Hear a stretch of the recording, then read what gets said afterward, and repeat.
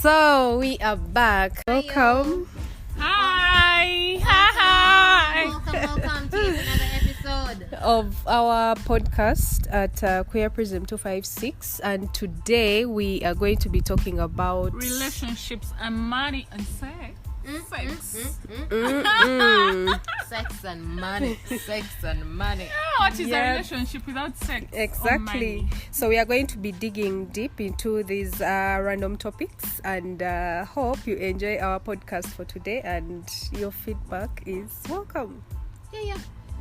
So, what's up? What's up, sexy thing? So how have you been? How have you guys been? I've been fine. Africa is too hot. So yeah, when it comes to sex versus relationships, like this is something that's Money is an issue. Money is an issue in relationships. So I mean, do you guys think that money plays a bigger role in a relationship, or like you feel like it's something that is normal, like? Normal to do what? Normal in regards to what? Like if you're in a relationship with someone and they do not have the enough income, you find that to be normal, or would you consider that to be a factor to be in a relationship with someone? I personally, I think money is key in any relationship, because if you meet this person, you hope to grow together. And how are you going to grow if you don't have money? How are you going to grow if this person doesn't want to work? Are you going to feed on sex? No. You have to work so that both of you grow. How are you going to invest in the relationship? But there are What some people who conversations prefer are even- sex. There are some people who prefer sex to money. Okay, not me. Our But- sister. Hold on. Okay. Okay, because if you don't have money, okay, maybe our sister will tell us. But Are you shitting? Stop my sister shit. Which conversations are you going to have? Let me say you've dated like for 5 months. Oh babe, I like this style. But there's no money. But at least when you have money, it builds on a relationship. It builds the two people. It builds you like psychologically, mentally. You There's have that things- comfort yeah, that yeah, comes yeah. with having some money on you. Yeah. Sister. Tell you that. Number one, I'm not sister. Number two. Number two, I see where you're coming from. Okay, I have that weak normative of, okay, whether you have money or you don't, if there's love, there's passion, you can do anything. But then I also see scenarios whereby, okay, at times you want to be spoiled, and some of us, our love language is gifts, affirmation, and all that stuff. So in case, because I believe when I have the money, I'll want to buy stuff to spoil you, no matter how little. Nembang is running in like a plastic flower. I want to really actually spoil you. But then I realized that I think I also can't settle for a person who can't actually. Maybe when I was young, I was stupidly in for it and a startup together and all that stuff. But I feel right now, I think I need someone who I don't know if it's possible to have both. I just need the good sex, the good loving, and I want you to be financially stable. Whereby that even if I come in, we are in a state whereby we can both build ourselves up together, you know? So does that mean that it would give you a bonus if you kind of dated someone who is kind of older than you? I always want people who are older than me. Truthfully, I think I have an element of ageism. I am guilty. I'm trying to work on it. I would want someone who is either my age mate or slightly older than me, and someone who is mature, because I'm too mature. I just need someone who can, like how you can have friends and they question you, why the fuck are you broke? Why are you seated? Why are you comfortable? You get that kind of thing. Yeah. Oh, crying is not going to do this and this and this. Yes, it may be tough and it may be a bit insensitive, but it pushes you. So you need that kind of relationship at the same time. The sex may be good, the passion may be good, but can you be able to do what? To Build yourself and yourselves then together. build the two of you. So would you date someone younger than you, baby? Oh my god. Are you shitting me? Am I supposed to be like even mentioning this? I have. So you dated. would? No, I don't think I would not prefer that. But again, at the end of the day, don't. The heart is wants what it wants. You know. So you can't control that. How about you?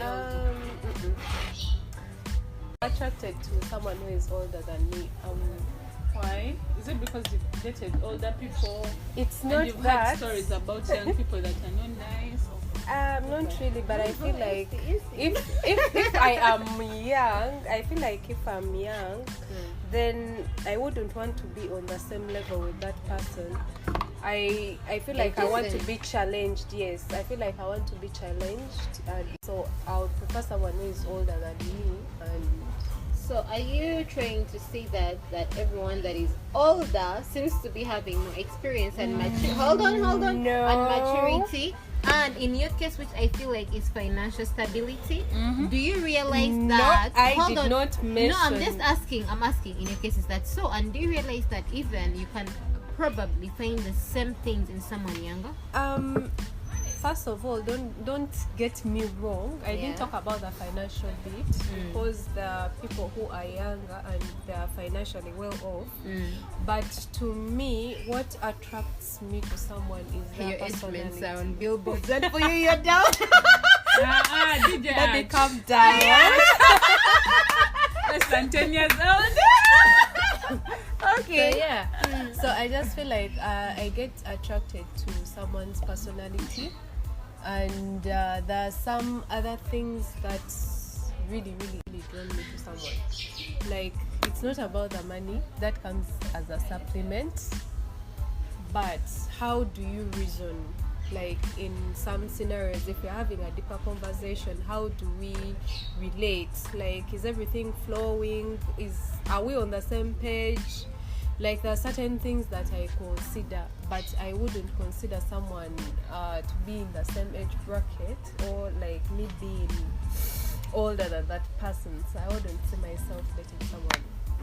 I don't know, but I've met people who are younger than me, and there is this individual I met who used to challenge me.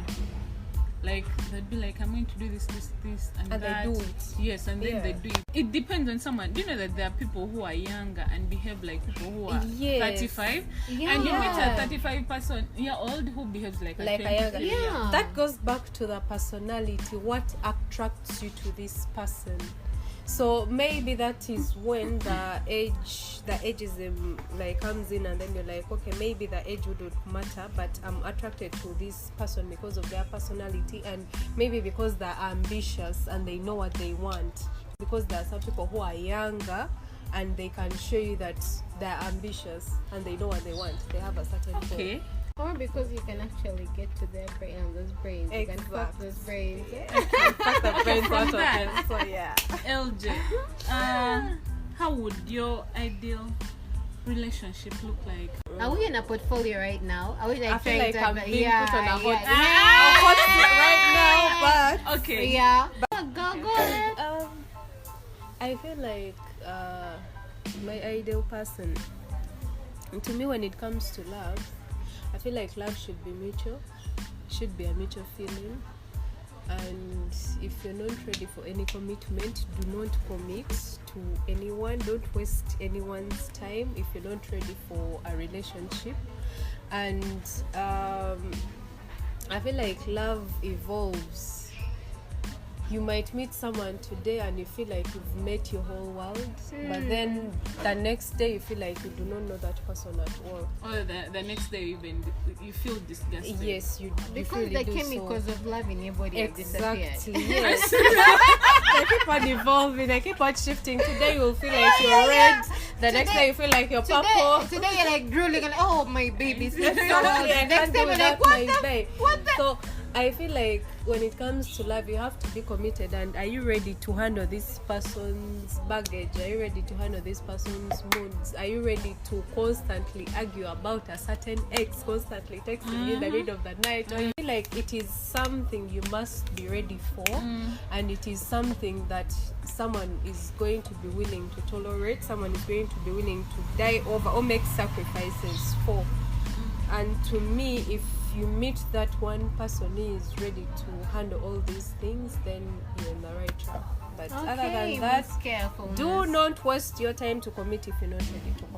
Yeah, you can play as much as you want. Yes, You can play with yourself as much as you want. Appreciate the fact that you know all the do's and don'ts. So, tell us, what's your ideal relationship like? The Matilda's gullible ideal one is a lot of passion, love, friendship, and stability in terms of either maturity and, you know, financially. So but then, you, realistically speaking, is friendship is due, because if you see a person finding friendship in other people and leaving you behind, you fucked up. Just count your days. That's like true. down. If you are not mature enough to have the same conversation and understand each other, or take a step ahead to compromise and be in someone's shoes and they be in your shoes, please don't bother. And then if you actually are how would I state it? If you feel like you have a different sense of direction compared to the other person, in a state of whereby you want to do things independently and you cannot be able to share, that even if you share, you still exclude yourself. If you do not include people into your space, you should not waste anyone's person. And another thing, the communication. If you can't communicate the truth, if you can't communicate the fact of whereby you all bitter with each other, if you cannot be able to communicate in whatever notion, then seriously, just stick to situationships and make sure you put up like a whole billboard around it, like maybe a address that says I'm all about situationships, because actually people actually want more, and because of lust at the beginning, how they call them, honeymoon stages, people get drunk and they forget the realities of actually something that is supposed to be a long way. The people who are gullible and go in relationships and they actually need the truth, they need to be able to grow, and then the people who actually come with their evil instincts of, man, this mama is or this and this. So to me, I feel like relationships, financial stability have to walk in hand in hand, and to me it's that an ideal relationship. So really, CJ, financial stability or passion? I think it's passion for you first. No, of course passion first. Even if you have the money, if I can't really come, what am I doing? money will come after I have come. Though Yes. I know people whereby if they show them the bill, they actually get a mental orgasm. So yeah, truthfully, everyone has their own fetish. Okay, for me, my ideal relationship would be something. I think my next relationship, I don't know, but I'm already thinking about this next relationship of mine. So maybe we should expect you to be in a relationship not anytime soon. Not. How many years? I don't know. I'm not yet ready for a relationship right now. That's the truth. So you're ready for a situationship? Yes. Situationships? No, I'd rather do Entanglement? yeah. I'm sorry, Friends. entanglement is for when you're rich. Yes, I am matter. rich. We are all rich. Okay, so allow me to put on the profile CJ entanglement. She got her own dollar bills. Make sure you match hers or more. Is that okay? More. Yeah, crazy. So I would love someone who is older than me, preferably. And then I would love someone who has something on her side. Someone who is working. I need someone to challenge me to grow into someone better. Yeah. That's my ideal relationship.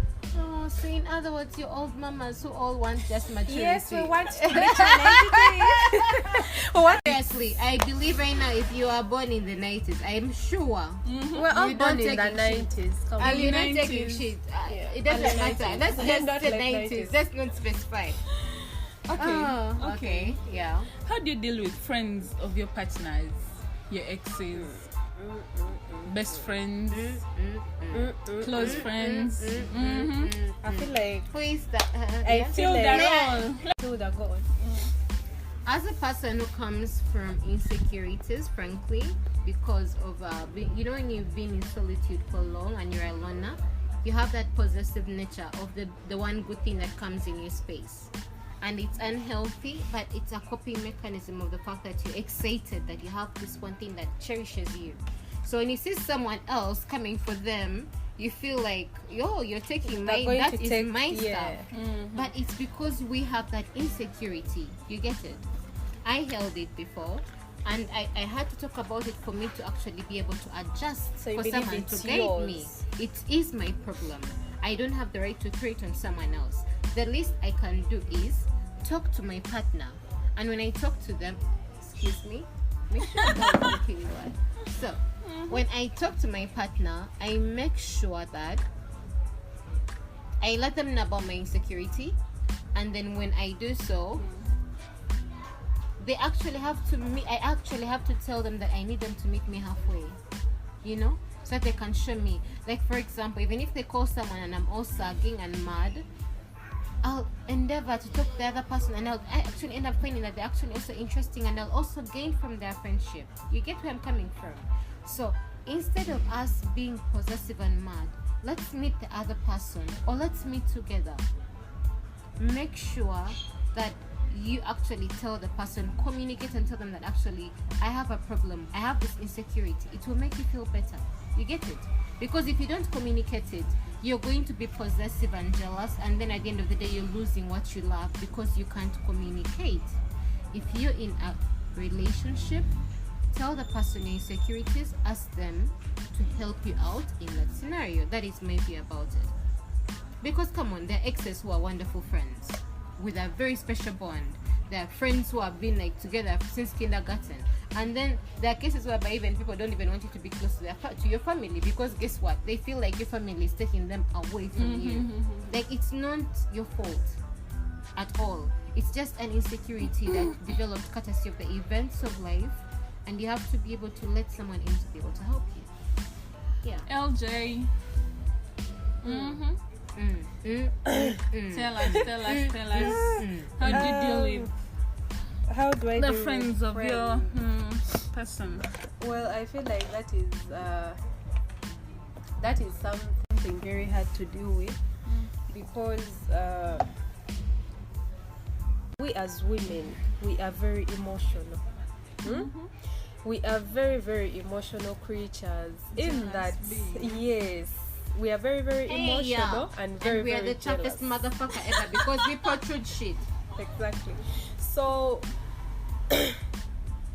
at some point when you kind of get in a relationship with someone, just like Tilda said, you tend to guard that person with all your life and with all your heart, and you kind of feel bad when this person, let me say, gets close to other people, or when you get to know that they're still dealing with their exes, because one thing that comes to your mind is what if they're still fucking? What if they're still together? Or what if they have not yet gotten over each other? So some of those questions, they turn out to be insecurities, and it becomes so hard for you because you're not sure and you're not certain if this person's feelings are still the same, or like you're all on the same page or not. So it kind of becomes difficult, and you start to weigh on the relationship, and then you're like, where do I see this relationship? Am I going to always be arguing with this person over their friends or over their exes? So it kind of becomes difficult, and you have to set that ground rule of communication. If you're dealing with your ex, what is it about? Are those unfinished feelings? Are you still dealing with them? Do you still miss them? Or is it like normal friendship? That like, first part, you have that also happens to people. it does. I'm not Yeah. going to say it doesn't happen, but to what extent are you going to hurt my feelings just because you're still dealing with your ex's unfinished feelings? Yeah. You understand? So at some point you have to get to understand what is the communication about. If they're just friends, then that shouldn't be an issue. But if there are feelings involved and an affair going on behind your back, then that becomes a problem. So it goes back to communication. How much are they communicating, and how much is your partner communicating to you in regards to their friends or their exes? So it goes back to communication and where you stand in a relationship. Because to me, I feel like if you're not yet over your ex, then you shouldn't wait for them to be in a relationship with someone and then you come back and start confessing your feelings for them. Yeah. That takes us to checking your partner's phone. No, don't. I will. What are you hiding that you don't want me to see? No, I'm not hiding. What I'm trying to say is that I feel like when I check the phone, it takes me back to my insecurities of I don't want anyone. No, but to sometimes we don't get insecurities for no reason. I know there is that intuition Yes. and gut feeling. So if I happen to check your phone there and then, it means you've also given me a reason to check your phone. But if we trust each other, you and forget, if you forget if that we trust people each other, actually no, because they're always insecure all the time No. about your parents, about your mom, about your no, friend, but I everything. think we are different. Like when it comes to me, I'm speaking as LJ. I'm speaking as me. If you give me a reason to check your phone, I'll check your phone. But if you don't give me any reason to check your phone, Sometimes honey, you're just curious. I do not care. I will not be See? curious.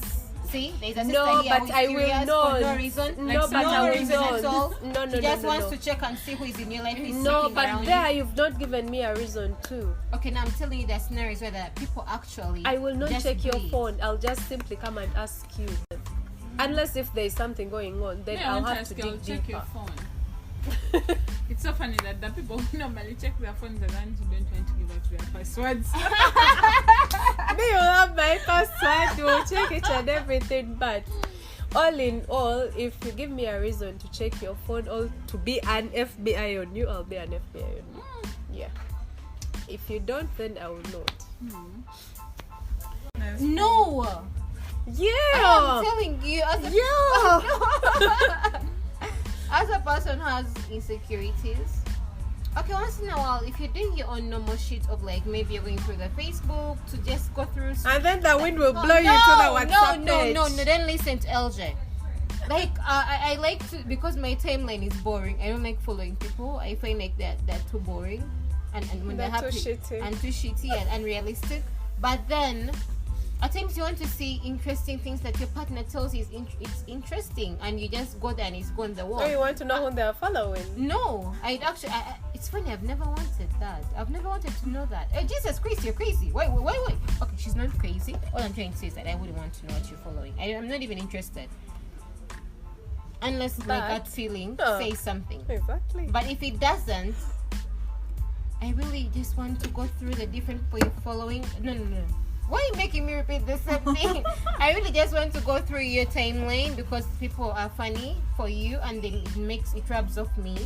But other than that, I don't want to know. But if I have the intuition, which I never say is wrong, baby, I'm going to go through that shit and actually screenshot you. And then you'll have to explain to me. And if you don't explain to me, as embarrassed as I may be because there's nothing else I can do, I'll feel hurt and go away for some time until I sober up. I think checking someone's phone, unless I'm so idle and I don't have anything. CJ, please stop please it. don't Stop. feel That's when I'll Tell check the your truth. phone. Tell the truth. The It's Lord the is truth. your You've given me a reason guardian to check your angel is phone. there holding his head. What's going So on? LJ, let me give you this scenario, yeah? Just imagine you're there with Bay. You're in this fantastic. I would like to let you know that the two of us don't call them Bay. It's only one person called LJ calling people Bay. So please. So you're next to Bay, yeah? You're having this cute romantic dinner. And Thank you. so You're wondering what just is a good imagine they open the message and they reply and they leave the phone Phone there. open, yeah? So would you be tempted to read that conversation or not? I wouldn't. Actually, how about Yes. if the only message you see is that I had such a lovely time. Exactly. I want to see you again. I can't Exactly. wait to see See you again. again. Exactly, what do you do? I Be think curious. St. Michael, the guardian angel, told me, Matilda, please let's see how the good time went. But then my proud self would be like, don't check. My proud self. would Yeah, be there's like, that. "Don't There's that don't mature person who keeps telling you, go, please, go and have a good time too, and they tell you the same message. People, please talk about it, okay, and figure out a way forward. Two wrongs don't make it right, okay? Just the guardian angel telling you. So You guys know that good sex is addictive. Oh yeah. so that will bring you that Okay, in guys, our the next episode. Don't forget to like our pages at Prism256. Love you guys. Stay tuned and always unfiltered and realistically advocates. Bye. Bye. Mwah.